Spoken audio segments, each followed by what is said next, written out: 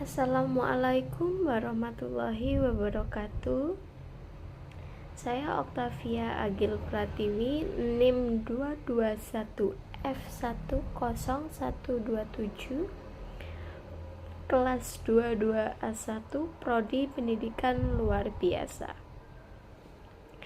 Saya di sini akan membahas tentang klasifikasi, faktor penyebab, dan metode pembelajaran untuk tunanetra.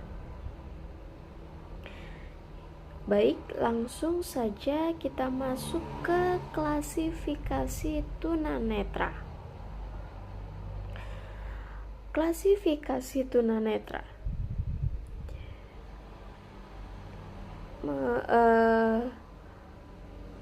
dalam Asrori 2020 halaman 84 mengklasifikasi tunanetra menjadi dua kategori utama yang memiliki beberapa penggolongan lagi dengan karakteristik yang melekat padanya.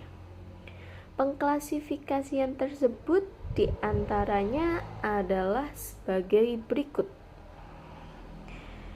Berdasarkan waktu terjadinya ketunanetraan, tunanetra dapat diklasifikasikan menjadi: pertama, tunanetra sebelum dan sejak lahir, yakni mereka yang sama sekali tidak memiliki pengalaman penglihatan.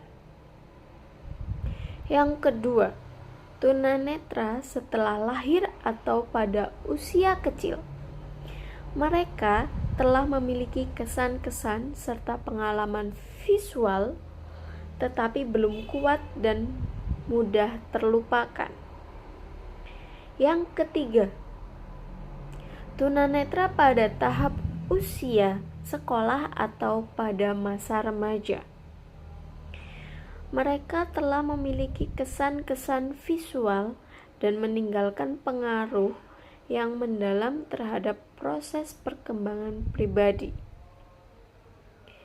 Sementara itu, berdasarkan kemampuan daya penglihatan, tunanetra dapat diklasifikasikan menjadi 3. Yang pertama, tunanetra ringan atau defective vision atau low vision, yakni mereka yang memiliki hambatan dalam penglihatan, akan tetapi mereka masih dapat mengikuti program-program pendidikan dan mampu melakukan pekerjaan atau kegiatan yang menggunakan fungsi penglihatan. Yang kedua, penglihatan setengah berat atau partially sighted, yakni mereka yang kehilangan sebagian daya penglihatan hanya dengan menggunakan kaca pembesar, mampu mengikuti pendidikan biasa atau mampu membaca tulisan yang bercetak tebal. Yang ketiga, tunanetra berat atau totally blind, yakni mereka yang sama sekali tidak dapat melihat lingkungan sekitar, sudah benar-benar buta total.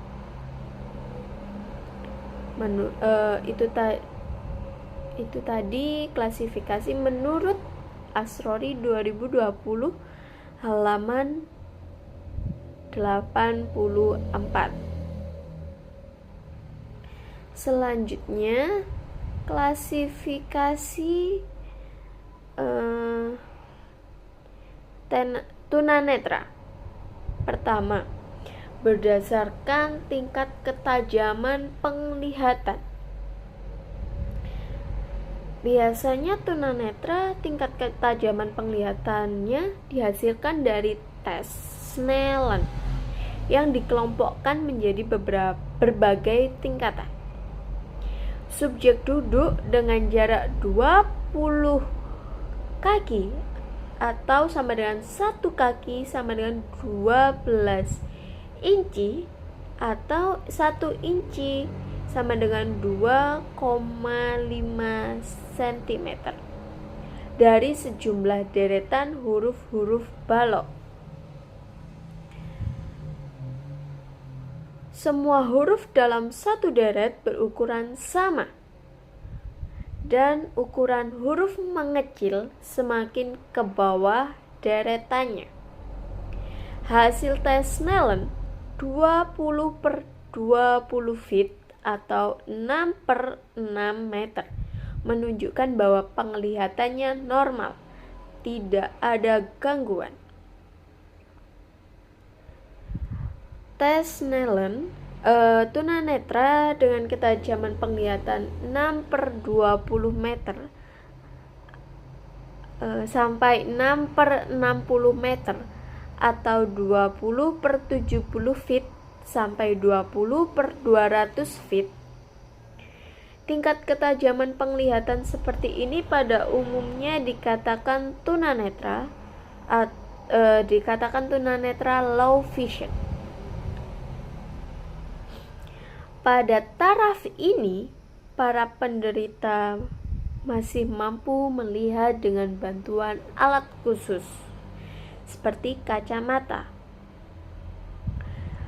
Selanjutnya, tunanetra dengan ketajaman penglihatan antara 6 per 60 meter atau 20 per 200 feet atau kaki atau kurang. Tingkat ketajaman seperti ini sudah dikatakan tunanetra berat atau secara umum dapat dikatakan buta atau blind. Kelompok ini masih dapat diklasifikasikan lagi menjadi berikut ini. Pertama, kelompok tunanetra yang masih dapat melihat gerakan tangan. Kedua, kelompok tunanetra yang hanya dapat membedakan terang dan gelap. Tunanetra yang memiliki visus 0 pada taraf yang terakhir ini, dan tunanetra yang memiliki visus 0 pada taraf yang terakhir ini, anak sudah tidak mampu lagi melihat rangsangan cahaya atau dapat dikatakan tidak dapat melihat apapun. Kelompok ini sering disebut buta total atau totally blind.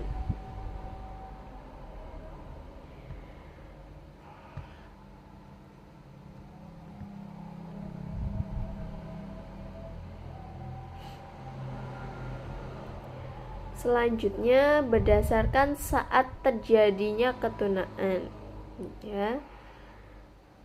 tunanetra sebelum dan sejak lahir tadi.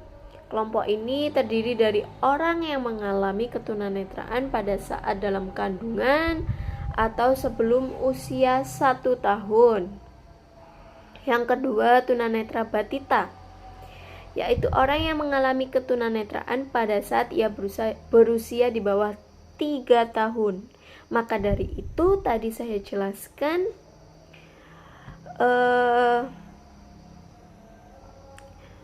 pengalaman visualnya belum kuat dan mudah terlupakan. Kesan-kesan pengalaman visual tersebut. Selanjutnya, tunanetra balita. Tunanetra balita yang orang yang mengalami ketunanetraan pada saat ia berusia antara 3 sampai 5 tahun.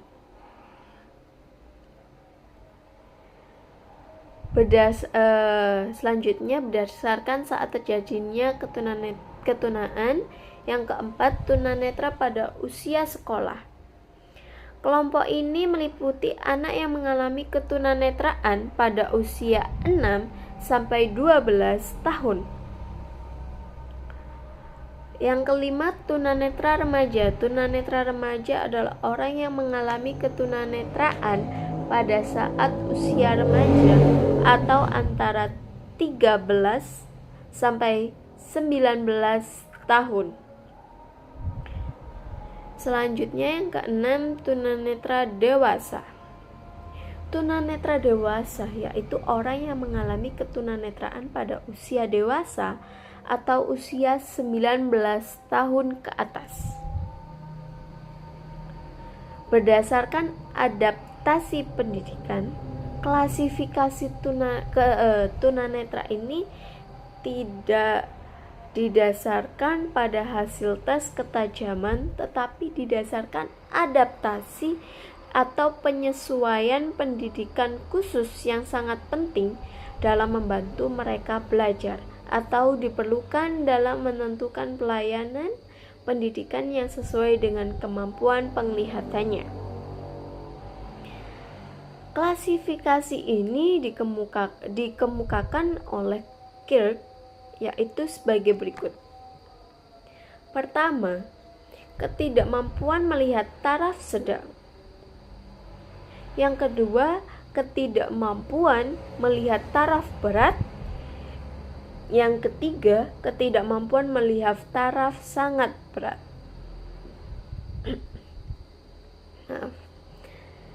Selanjutnya,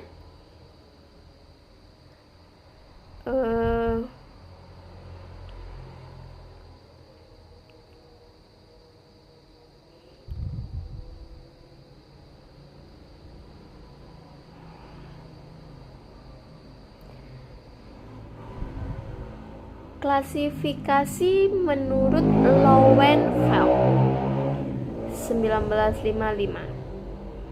Klasifikasi anak tunanetra yang didasarkan pada waktu terjadinya ketunanetraan, yaitu tunanetra sebelum dan sejak lahir, yakni mereka yang sama sekali tidak memiliki pengalaman penglihatan.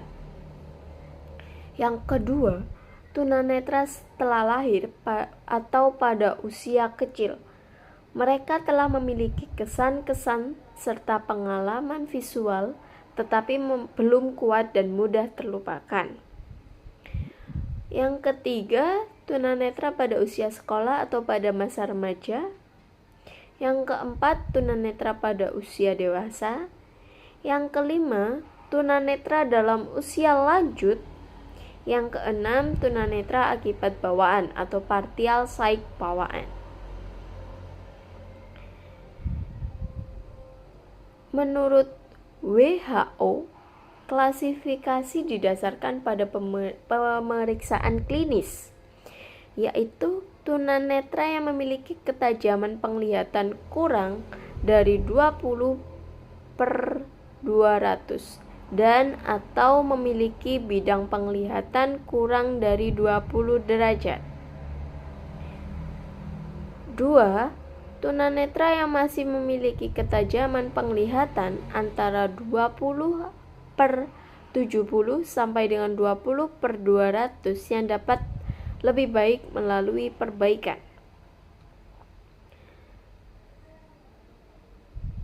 Menurut Hathaway, klasifikasi didasarkan dari segi pendidikan, yaitu anak yang memiliki ketajaman penglihatan 20/70 atau kurang setelah memperoleh pelayanan medik. 2. Anak yang mempunyai penyimpangan penglihatan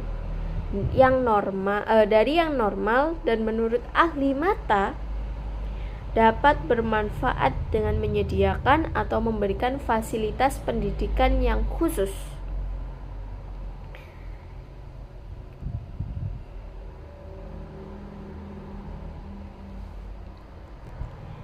Selanjutnya, menurut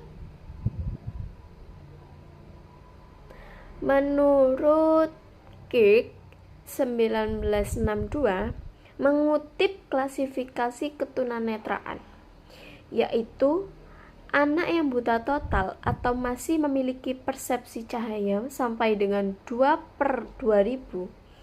Ia tidak dapat melihat gerak tangan pada jarak 3 kaki di depan wajahnya. Kedua, anak yang buta dengan ketajaman penglihatan sampai dengan 5/200.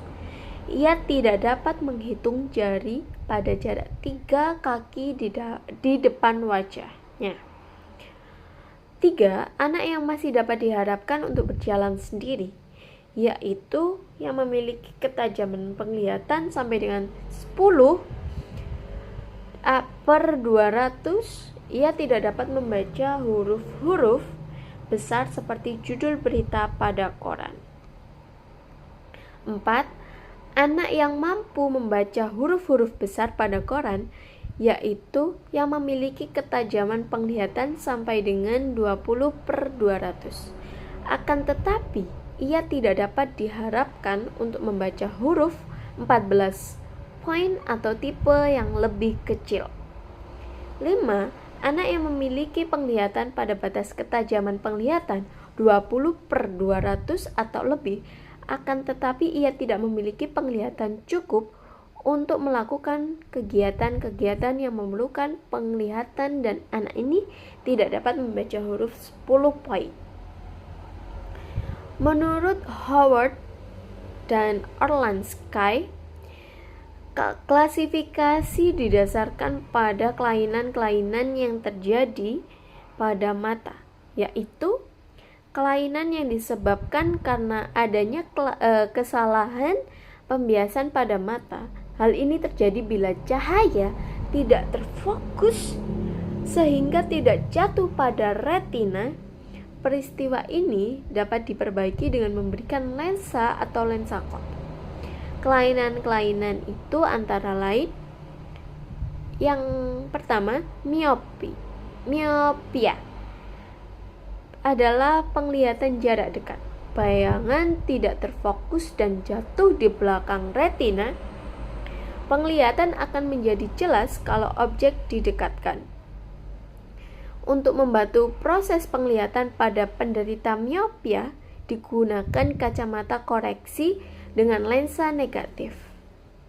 Yang kedua, hyperopia adalah penglihatan jarak jauh. Bayangan tidak terfokus dan jatuh di depan retina. Penglihatan akan menjadi jelas jika objek dijauhkan. Untuk membantu proses penglihatan pada penderita hyperopia, digunakan kacamata koreksi dengan lensa positif. Yang ketiga, astigmatisme adalah penyimpangan atau penglihatan kabur yang disebabkan karena ketidakberesan pada kornea mata atau pada permukaan lain pada bola mata, sehingga bayangan benda baik pada jarak dekat maupun jauh tidak terfokus jatuh pada retina. Selanjutnya,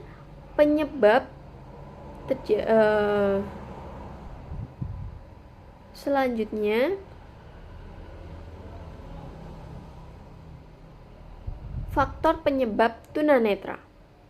Menurut Pradopa 1977, faktor-faktor penyebab terjadinya tunanetra pada seseorang adalah sebagai berikut. A. Faktor endogen. Faktor endogen atau faktor genetik adalah faktor yang sangat erat hubungannya dengan masalah keturunan dan pertumbuhan seorang anak dalam kandungan. Adapun ciri-ciri tunanetra yang disebabkan oleh faktor keturunan adalah bola mata yang normal tetapi tidak dapat menerima energi positif sinar atau cahaya, yang kadang-kadang seluruh bola matanya tertutup oleh selaput putih atau keruh. Yang kedua, faktor eksogen atau faktor luar. Faktor eksogen atau faktor dari luar yang menyebabkan tunanetra terdiri dari: pertama, penyakit, yaitu virus rubella yang menjadikan seseorang mengalami campak pada tingkat akut yang ditandai dengan kondisi panas yang meninggi akibat penyerangan virus yang lama-kelamaan akan mengganggu saraf penglihatan fungsi indera yang akan menjadi permanen. Dan ada juga yang diakibatkan oleh kuman sipilis, degenerasi, atau perapuhan pada lensa mata yang mengakibatkan pandangan mata menjadi mengeruh. Kedua, kecelakaan, yaitu kecelakaan fisik akibat tabrakan atau jatuh yang berakibat langsung yang merusak saraf netra atau akibat rusaknya saraf tubuh yang lain atau saraf tulang belakang yang berkaitan erat dengan fungsi saraf netra. Akibat terkena radiasi ultraviolet atau gas beracun yang dapat menyebabkan seseorang kehilangan fungsi mata untuk melihat dan dari segi kejiwaan, yaitu stres psikis akibat perasaan tertekan, kesedihan hati yang amat mendalam yang mengakibatkan seseorang mengalami tunanetra permanen. Selanjutnya, metode belajar anak tunanetra. Anak tunanetra membutuhkan metode pembelajaran khusus. Menurut SMART 2010, prinsip-prinsip pembelajaran pada anak tunanetra yang perlu diperhatikan adalah sebagai berikut. Prinsip yang pertama, individual. Prinsip individual yakni suatu kondisi di mana guru harus memperhatikan setiap perbedaan yang dimiliki oleh peserta didik tunanetra, seperti perbedaan umum, mental, fisik, kesehatan, dan tingkat ketunanetraan masing-masing siswa. Kedua, prinsip pengalaman penginderaan. Pengalaman penginderaan siswa tunanetra sangat penting bagi pemahaman yang akan mereka peroleh. Siswa membutuhkan pengalaman nyata dari apa yang mereka pelajari. Dengan demikian, strategi pembelajaran guru harus memungkinkan adanya pengalaman langsung siswa tunanetra terkait materi yang mereka pelajari. Ketiga, prinsip totalitas. Prinsip totalitas maksudnya pembelajaran yang diterapkan pada siswa tunanetra hendaknya menggunakan seluruh fungsi indera yang masih berfungsi dengan baik pada diri mereka. Indera ini digunakan oleh guru untuk mengenali objek yang dipelajari siswa secara utuh dan menyeluruh. Misalnya seorang tunanetra ingin mengenali bentuk burung, pembelajaran yang diterapkan harus dapat memberikan informasi yang utuh dan baik mengenai bentuk, ukuran, sifat, permukaan, kehangatan, suara, dan ciri khas burung tersebut, sehingga anak mampu mengenali objek secara sempurna. 4. Prinsip aktivitas mandiri atau self-activity. Dalam proses pembelajaran, guru dapat menjadi fasilitator dan motivator anak untuk dapat belajar secara aktif dan mandiri. Dalam prinsip ini, proses pembelajaran bukan sekedar mendengar dan mencatat, akan tetapi juga ikut merasakan dan mengalaminya secara langsung. Adapun media-media pembelajaran yang dapat digunakan sebagai mendukung proses belajar mengajar bagi anak penyandang tunanetra antara lain adalah sebagai berikut. Huruf Braille. Huruf Braille digunakan untuk keperluan membaca dan menulis bagi anak tunanetra. Huruf Braille merupakan kumpulan titik-titik timbul yang disusun untuk menggantikan huruf biasa. Kedua, kamera touchscreen. Kamera ini memiliki layar Braille fleksibel yang menampilkan gambar 3 dimensi dengan gambar timbul di bagian permukaan. Kamera diletakkan di kening pengguna untuk merekam suara selama 3 detik yang menjadi petunjuk user untuk mengatur foto. Ketiga, mesin baca Kurzweil. Mesin ini dapat membaca suatu buku yang tercetak, hasil huruf-hurufnya dikeluarkan dalam bentuk suara. Mesin dapat membaca buku dari awal sampai akhir atau mengulang-ulang kata. kalimat paragraf dengan dengan terus-menerus, bahkan mesin juga dapat mengeja kata. Yang keempat, optakon. Optakon yaitu optical to tactile converter, berfungsi untuk mengubah tulisan menjadi getaran. Yang kelima, regle. Untuk keperluan menulis anak tunanetra memerlukan alat khusus untuk memudahkannya. Alat khusus ini dikenal dengan sebutan regle. Keenam, mesin ketik braille. Mesin ketik braille yang lebih dikenal dengan keyboard khusus untuk tunanetra. Ketujuh, papan hitung dan sempoa. Untuk belajar menghitung, anak tunanetra biasanya menggunakan papan hitung khusus ataupun sempoa. Bulir-bulir pada sempoa memudahkan indera anak untuk belajar matematika. Baik, itu tadi klasifikasi, penyebab, dan metode pembelajaran untuk anak tunanetra. Apabila ada kurang lebihnya, saya mohon maaf yang sebesar-besarnya. Wassalamualaikum warahmatullahi wabarakatuh.